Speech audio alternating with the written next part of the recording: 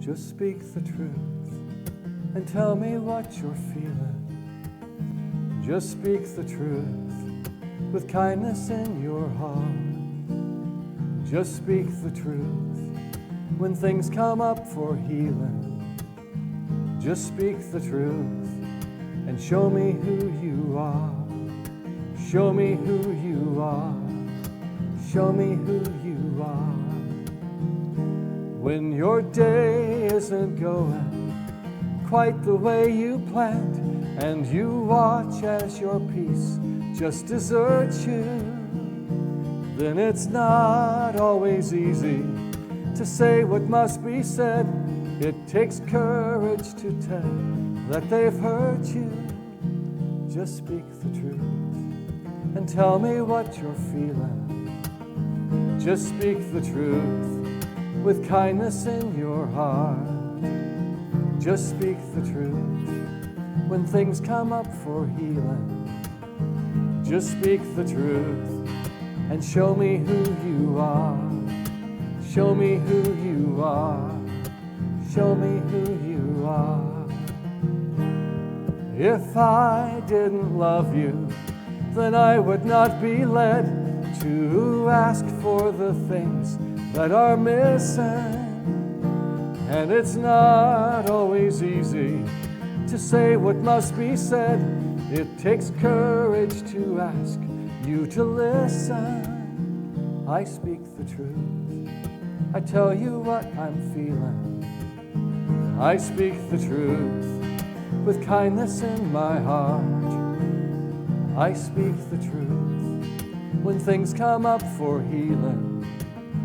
I speak the truth and show you who we are. Show you who we are. Show you who we are. Show you who we are. Show you who we are. Show you who we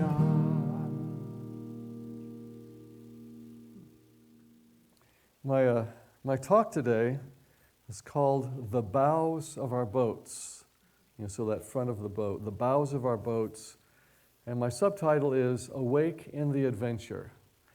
And I think it's so beautiful that all the things that Kim shared in the daily word, because it applied to the meditation, now it's going to apply to the talk, because it's about that zeal, coming back to our zeal. It's not a word we use very often, is it? Zeal. Let's all say zeal. Zeal. Okay, now we use it. I like opening it with a joke, so I have a new joke for you, so we'll start with that. And this is about two old codgers driving down Main Street. They're going to breakfast. Do we have any old codgers in the audience, just a representation? So Dave is driving, and Paul is in the passenger seat, and so they're heading down Main Street, and at one point, Paul notices, oh my God, did Dave just drive through a red light? Maybe I didn't see it right. I won't say anything. And sure enough, Dave drives through a second red light, and Paul says, oh my God, if he does that again, I'm going to have to say something. And Dave drives through a third red light, and finally Paul says, Dave, I need to tell you something. I mean, you've driven through 3 red lights. And Dave says, I'm driving?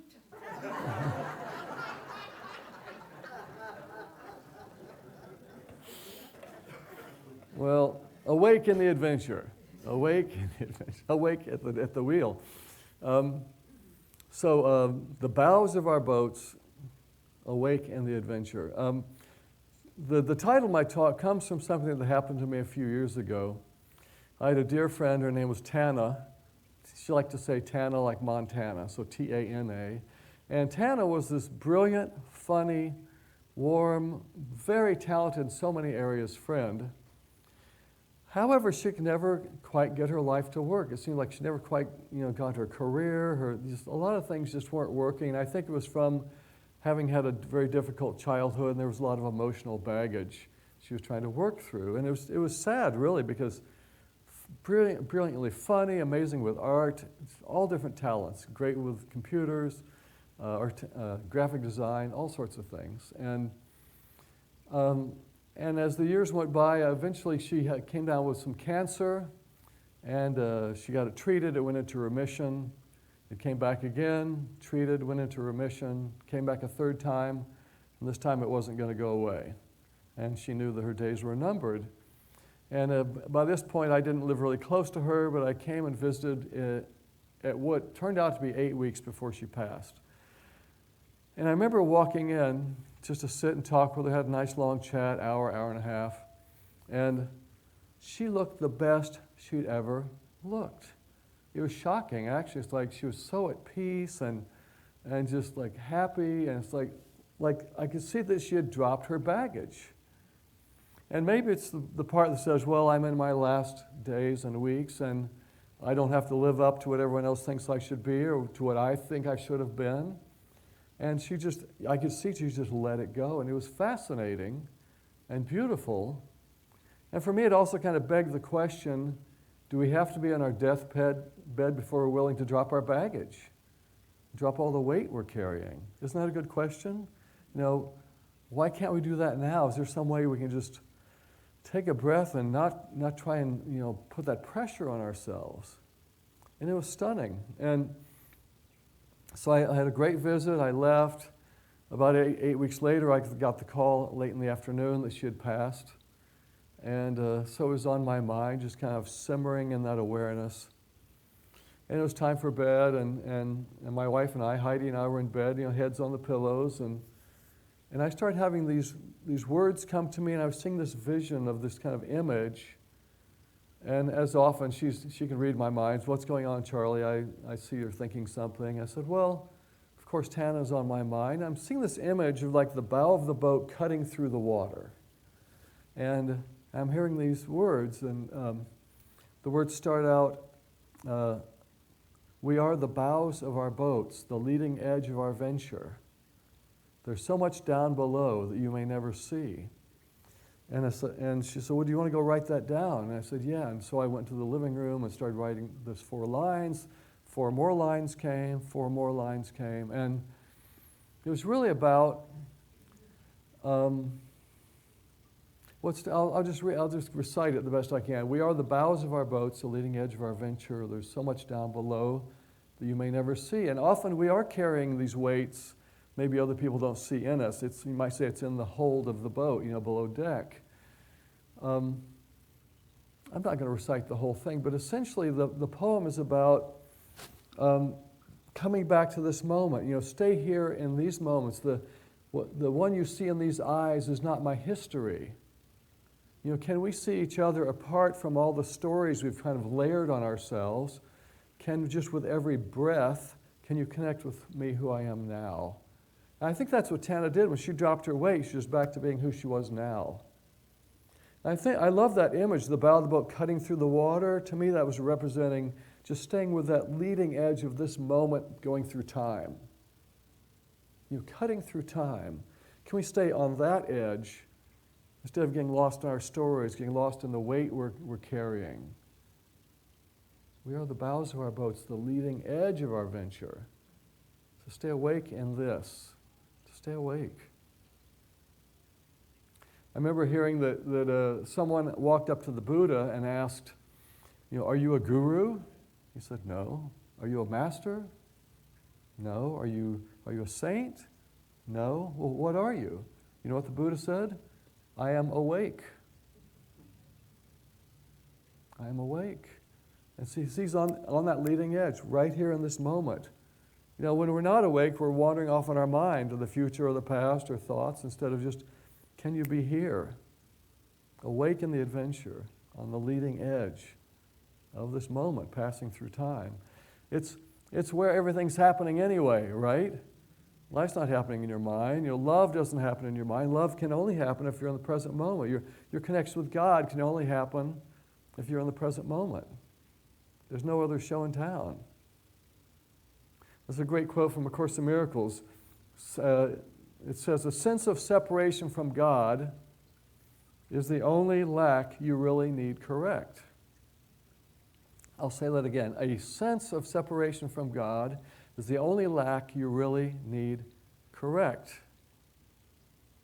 And I've read that sentence for many years. It's only recently I noticed a sense, not separation from God, a sense of it, because you aren't ever separate. You've just woven an idea that you are. You've created a sense that you're separate from God. So we come back, and that only happens in this present moment. We only connect with God here. You ever notice that when a friend passes, you kind of say, oh my God, I have to make this precious? You're reminded. And we're at that age in life where friends are passing away. And do you do that? Nod your head if you do. Because I do it. I say, oh my God, again, I've been sleepwalking through life. I need to wake up more, be really here. And if you're like me, about 10 days later, you're back to normal. And you thought you remembered.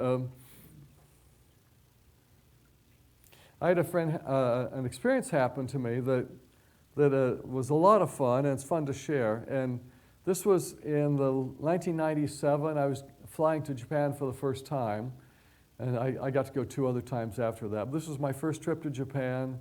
I was going over there to do concerts and lead workshops. And for about, I think, 14 days I was there. And so I'm on this flight nonstop from San Francisco to Tokyo on Japan Airlines. And it was a 747, and they put me up on the hump, the hump at the top of the 747. It was a coach seat, but that's where it was located. That's maybe 5 or 6 rows behind the door to the cockpit for the plane. And I'm sitting there, and everyone has the shades down because people want to sleep. And it's about 2.5 hours into the trip. Now, growing up as a kid, my parents managed to get hold of a floor-to-ceiling map of the world, and we had that in our little kitchen nook. So as kids, we would play games. Our parents would say, can you find Lisbon? Can you find Perth, Australia? And so we'd all be racing each other, 4 of us kids, to who could find it first. So as a kid, I grew up with a really good awareness of geography of the world. So it's 2.5 hours into the flight, all the shades are down, and I'm thinking, gosh, I'll bet we're over the Aleutian Islands right about now, the islands that come off of Alaska. And so I went, voot, and there they were, just perfect time off into the distance. And then I brought the shade back down, not to bother people. A split second later, a Japan Airlines flight attendant comes up on my left and says, would you like to see that from the cockpit?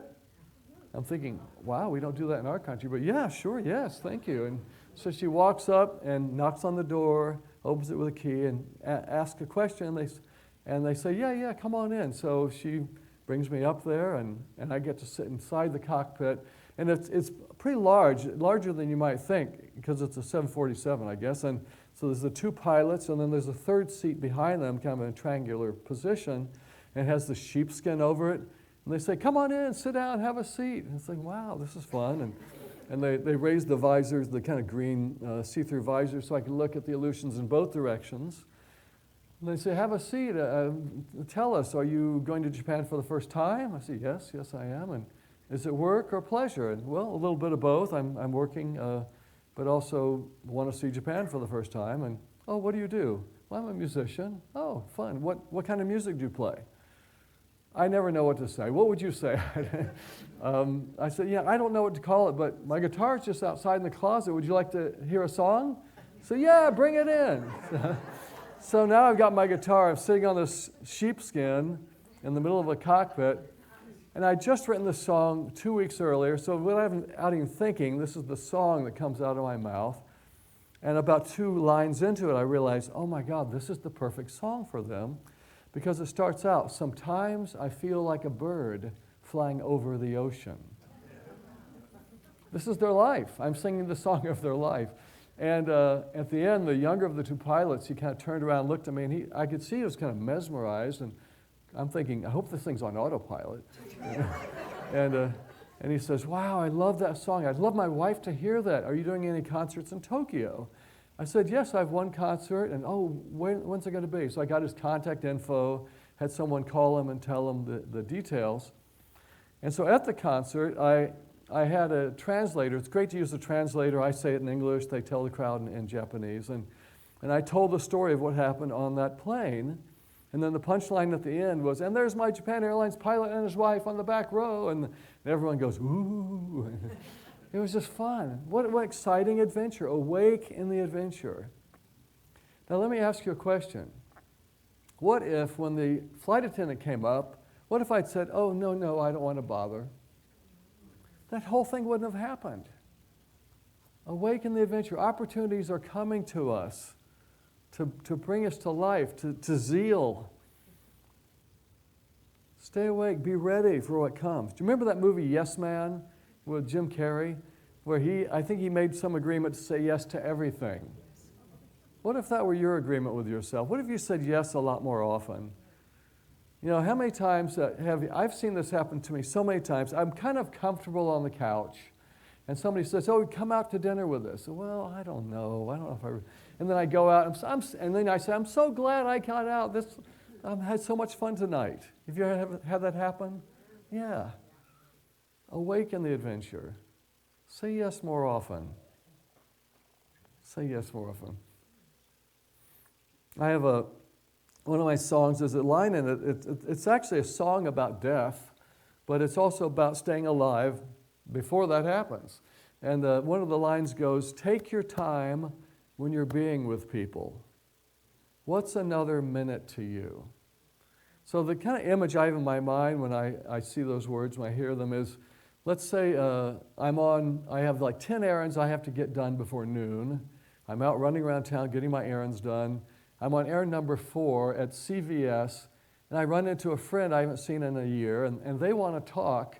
And my first thought is, I got 6 more errands I got to get done. It's like, and we can get that way, like we think that our tasks are more important than our people. And then I kind of stop and realize, wait a second, did I come to earth to run errands?